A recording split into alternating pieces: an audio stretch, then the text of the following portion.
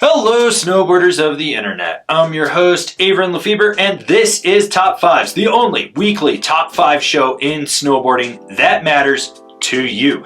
In this episode, we're going to be talking about the top 5 beefier versions of snowboards. That's right, your megas, your ultras, your pros that are actually worth it. Because sometimes you slap a name on something and make it super mega, ultra, whatever, and it's not worth it. But these ones actually are. Number 5, the Salomon Dantol Pro. You want a party board, but you're sick of overflexing it. That's when you go to the Pro because it's 20% stiffer. This just means that you're going to get a little more pop. It's going to take a little more effort to flex it, but it's going to rail a turn better. It's going to be a little more stable at high speeds. This just gives it a little bit more versatility, especially for you heavier riders that have been looking at the Dantol and going, well, I'm probably going to kill this thing because I'm big and heavy. Yeah, you might. That's where the Pro actually comes in. Number 4, the Ravine Select. You like railing carves. You like riding POW. You still like to hit the park, even if it's covered in POW. That's where the Ravine Select comes in. It's that directional party board powder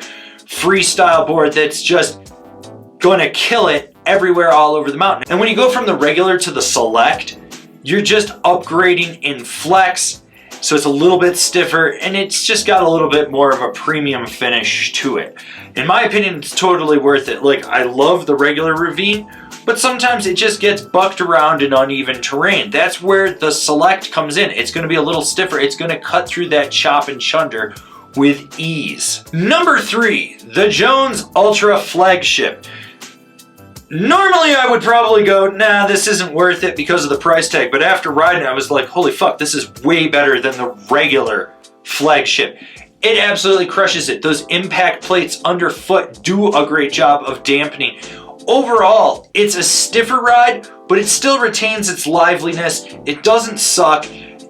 It's good for what it is as an all-mountain freeride board. Number 2, this should come as no surprise, the Capita Mega Merc. Now, if you're lucky enough to own one, congratulations. If you're still looking for one, may God have mercy on your soul. This is probably like the number 1 most sold board this year next to the Orca, which who really gives a shit about that thing? No, this board is basically your beefier Mercury. For those guys that have been on a Mercury and are like, well, it's kind of clapped out and I kind of wish that it was just a little stiffer, a little more lively, had a little more response, that's where the Mega Merc comes in. This board blew me away when I got on it. It absolutely crushes it. You can do just about anything with it. It's that good of a board, and if you've been just sort of hesitant about getting one, go buy one now because they're probably already sold out, unless you're lucky enough to find one at a small shop. Shout out to small snowboard shops. Support them, people. Who cares if you click my affiliate links down below? Go support your local shop. Guaranteed that they probably don't have these listed on the internet. What? Yeah. Go. Do it now. Honorable mentions. All great boards, but just barely didn't make it on this list. The Burton Custom X. The Jones Ultra Mountain Twin. The Nitro Team Pro. Like I said, all great options, but just barely didn't make it on this list. And the number 1 top 5 beefier snowboard version is the K2 Manifest Team. If you've ridden the regular Manifest and you're like, yeah, it was okay, you need to get on the Manifest Team. It's just more approachable, it just rides better, it's got more snap, it's just a better ride all the way across the board. This is probably like my number 2 most sold board this year. I absolutely love the way this thing rides. Yes, it's an all-mountain freeride board with still holding on to a bunch of all-mountain freestyle characteristics. It's a good board. It rails turns. It pops well. It's damp underfoot.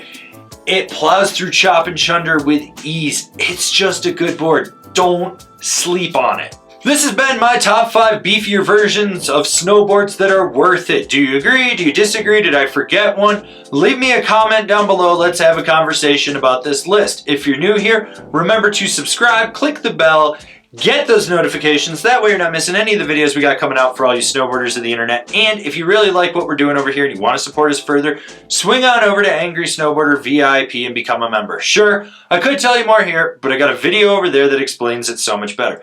As always, I've been your host, Avran LeFeber, and I'll see you in another video. Or will I?